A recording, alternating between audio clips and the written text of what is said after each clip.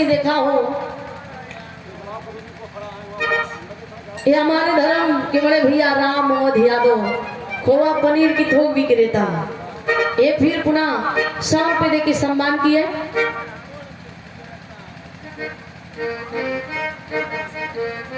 अच्छा खाली खोवे के ना हो, खोवा पनीर मटर छेना के मिठाई वगैरह सब की विक्रेता हुआ।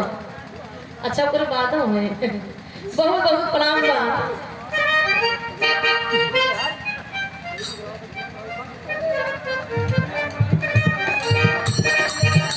दुल्हन कहा तो ए राजा पहिले नियम नहीं मानेला,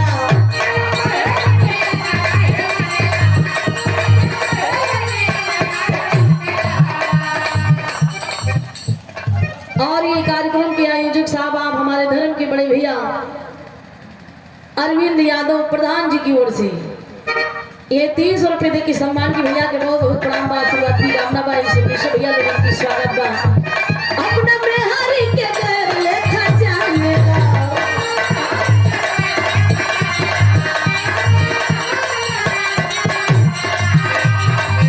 कमी भाईल बला माता कार में जिजाया कहूं सिंगार के कन्या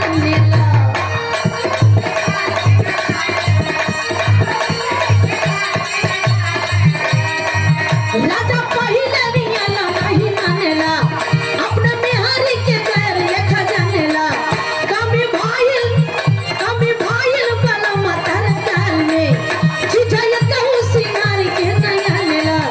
और सिलावट पे चूड़िया थोड़े लुया सिलावट पे चूड़िया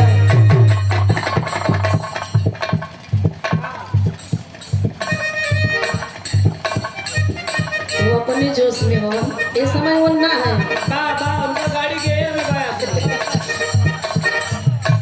ये समय इनके गेर में केहू और लिए वही छाया हुआ नाम राम मोहन यादव खोवा पनीर के थोक विक्रेता 100 रुपए के सम्मान किए।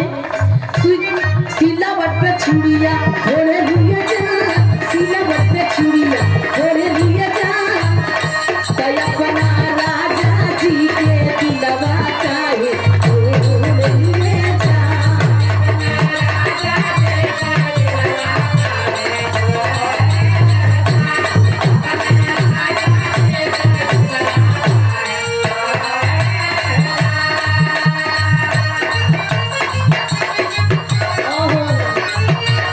जनी जगह माया कलकतिया राजा मार दिसवतिया मतिया राजा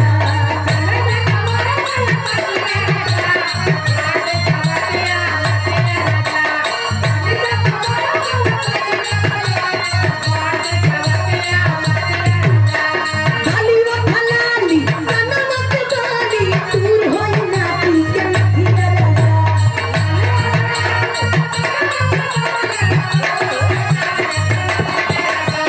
फलाली कनमत गाली दूर होई ना की के मतिया राजा।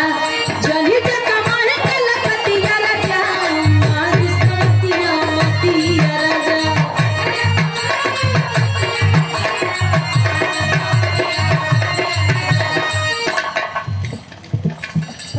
और ये हमारे धर्म के बड़े भैया